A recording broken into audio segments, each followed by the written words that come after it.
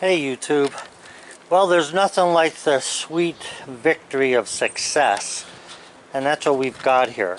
So I made a video last week about these brackets that I built. They have settings for 45, 30, and 15 degrees. Up in the top here, if you remember, I had a bolt sticking in here, and I had a point on it like a pencil point, and it wasn't sticking into the log. So what I did was I cut a real sharp angle on the bolt and made it like a knife on the edge. So you can see now on both ends, this end, let me see if I can get that other one up there, and that end, the board's laying very nicely on the bracket. Okay, so we got that problem solved. The next thing was, I also put a pin, you can see the 1/4 inch bolt down there, through both of these brackets to hold them down on the bed. And finally I took this and I welded a hinge onto it. Now don't mind how it looks at the moment, just consider that how it works, because I had only 15 minutes last night between working on cars to actually do this. So I welded this hinge on here. It's like a barn door hinge, and it goes up along the bottom of the plate that's up there. The point is it works. Now that holds the log in the shape that it should hold it. So here's the problem. Then we couldn't hold the log. What was happening was the log was being twisted, rotated out of the carrier by the saw. So I had a bunch of guys commenting on stuff, and they had talked about putting something on the end here, and one guy sent me a very nice drawing of an end bracket, and I'm still going to make them because I was thinking I could use them for some other stuff as well. But for these here, what I did was, I'll show you how I fixed it so that the dogs would work to hold this board in place. So let me get one of the old dogs. This is the adapter. Just hold on a second. I'm going to set you down here for 1 minute until I get this. Okay. Alright YouTube, look. With the original Woodmizer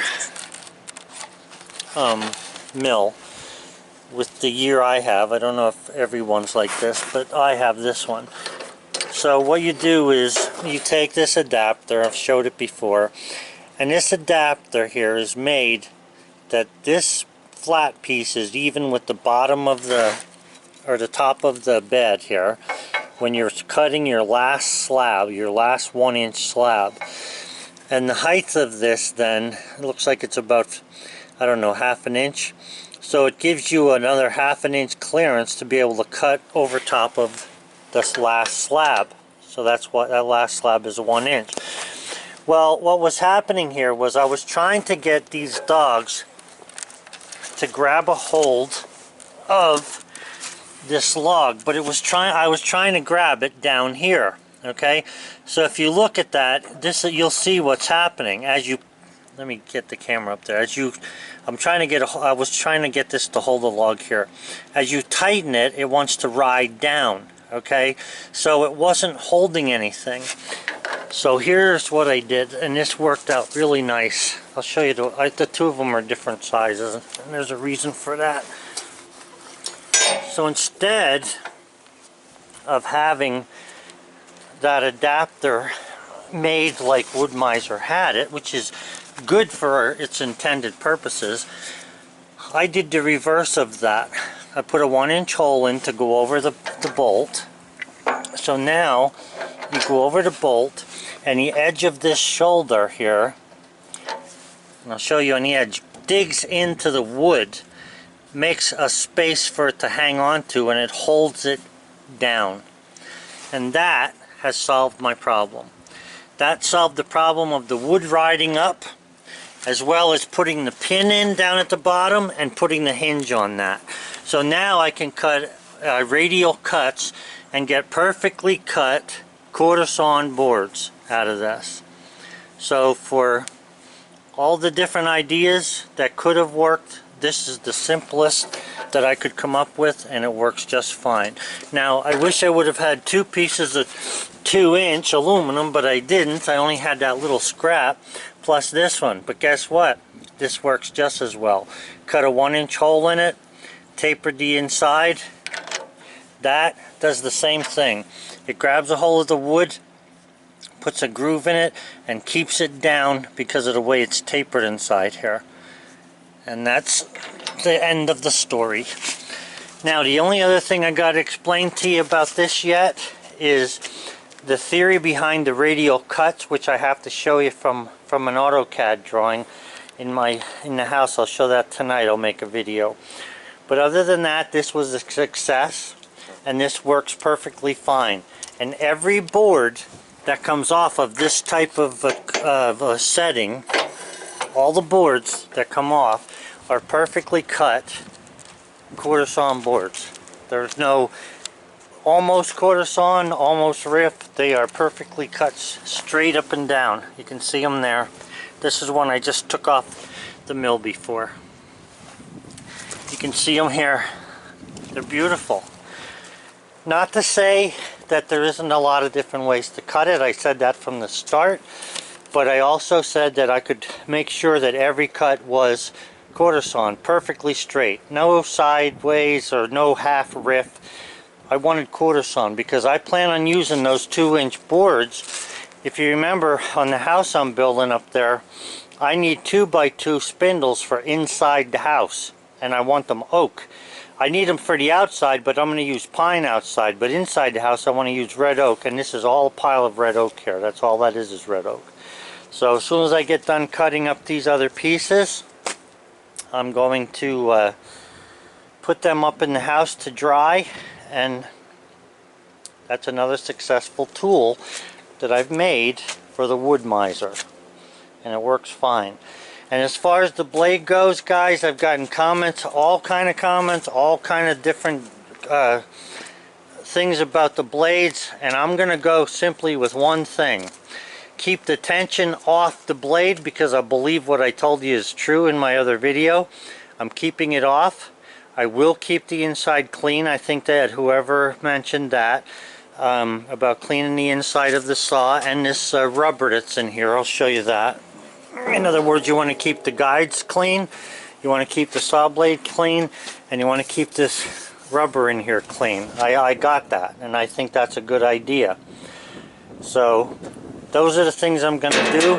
Now, as far as lube, it's getting below freezing every single night here, and I'm not going to have this thing freezing up on me, so I'm not using any lube. And right now, for these smaller logs, it seems to be working pretty well. I have no problem. I mean, you can see how nice I just cut this, how nice and straight that cut is. So one of the guys also mentioned that I was going a little too fast in my cuts.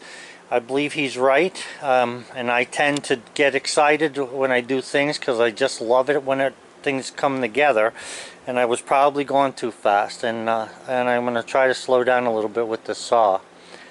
I'll make another video of cutting a tree like this from the start, but I don't have my stand right now, so I'm just going to end this video soon.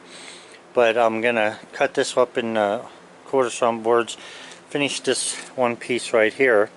Though I can get another one out of this one yet. That other one I can get Quartersawn out of it, but it's so small that it's hardly worth my effort. I'll only end up with like a, I don't know, a half-inch board. Although they use half-inch boards for some furniture makers. And then I should be good. So the problem to keeping the board down, you saw the board jump out of the cradle the other day in my video. The problem is solved by putting a pin in the carrier to hold it to the bed, by putting a hinge on that adapter that goes to different angles to hold that to the bed of the, or not the bed, but the bracket that goes over the bunk, and then to hollow out the aluminum this way instead of that way, to be able to dig into the wood to hold it. So what you're doing in reality is you're not going any higher than this, okay? And when you tighten this up, if you look in there, you can see it's away a little. When you tighten it, it literally pushes that into that little dog that's on there and holds it in place. Well, I hate to say it, but I did it.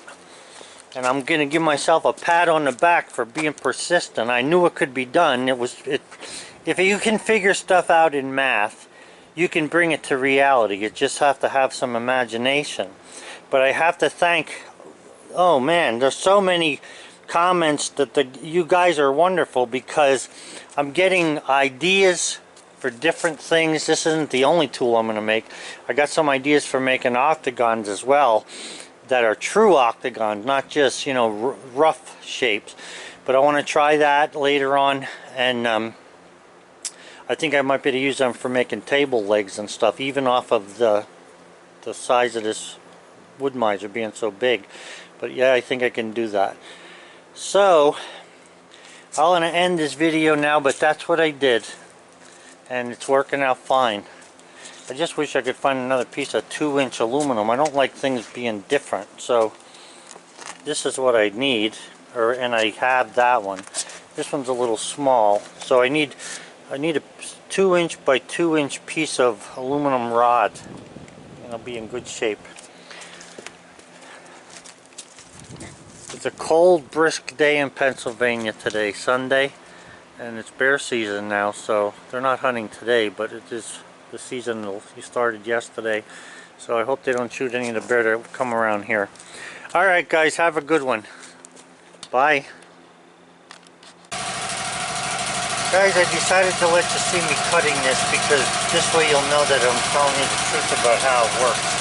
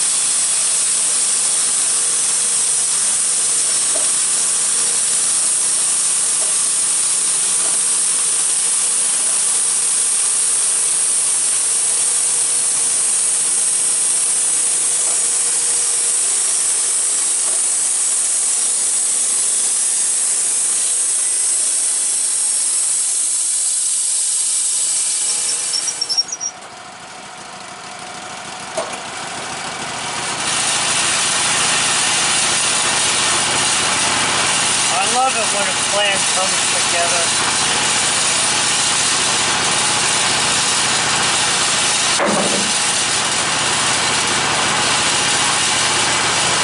That's a good one. Hey YouTube, so if you're wondering what I'm doing with this red oak and all the other Quartersawn boards, I'm actually putting them in the house I'm building. This is going to be an office area here, so I'm putting and stacking them in stickers here. All of this stuff is 5/4.